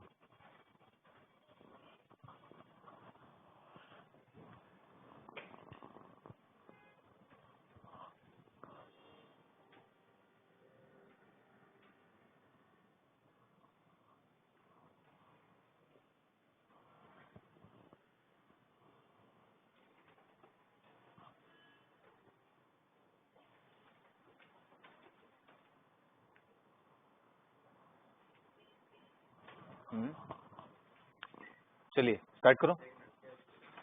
अब देखो बच्चों ये बताओ, a plus 2b forming c plus d आपको दिया है और इनका 1 मोलर है, इसका भी 1 मोलर है, तो बताओ ये 1 माइनस एक्स और ये 2 सॉरी ये 1 माइनस 2x लिख सकता हूं मैं, बोलिए बच्चों, अरे बोलो यार, लिख सकता हूं। तो इसमें दिया क्या है, परसेंटेज अल्फा बी दिया है कितना 50%, तो क्या मैं इसको लिख सकता हूं, that is equal to alpha B into 100, और अल्फा बी को क्या लिख सकता हूं कि भाई कितना टूटा 2x, लिया कितना था 1 इंटू 100, तो क्या क्या यहां से मुझे x मिल गया और x 1/4 मिल गया, तो काम आसान हो गया ना, सबके इक्विलिब्रियम कंसंट्रेशन मालूम चल गया, एट इक्विलिब्रियम ये कितना रह गया 1 माइनस 1/4, कितना हो गया ये 3/4, ये कितना रह गया 1/2, ये कितना बन गया ये, तो केसी क्या होगा c into D upon a into B का स्क्वायर, c कितना है, c कितना है 1/4, ये कितना है 1/4 डिवाइडेड बाई a कितना बचा 3/4, b कितना है 1 का होल स्क्वायर, कितना बच गया ये भाई 1/3 इज द राइट आंसर, किसी का आया था ये, बट बोलो आसान था, करने लायक था ये, ठीक है समझ गए ना। अच्छा अगला क्वेश्चन मैं क्या पूछ सकता था, अल्फा ए भी बता दो, तो नहीं निकल जाता, अरे एक्स मालूम हो गया बाबा, तो सब मालूम है लाइफ में, कोई टेंशन नहीं है, x अपॉन 1 इंटू 100 कितना आ गया, 25%. Understood? So this is how guys we used to approach the questions of equilibrium, है ना? So इसी पे मैं आज का लेक्चर यहीं एंड करूंगा. एक और लेक्चर लगेगा, केमिकल इक्विलिब्रियम खत्म हो जाएगा. हाँ जी. वन, क्योंकि देखो ना बोल दिया 1 मोलर, जब मैंने बोल ही दिया है तो टेंशन ही खत्म ना. 1 मोल नहीं दिया इस बार, 1 मोलर, मोल पर लीटर. ठीक है, चलो that's all for the class today.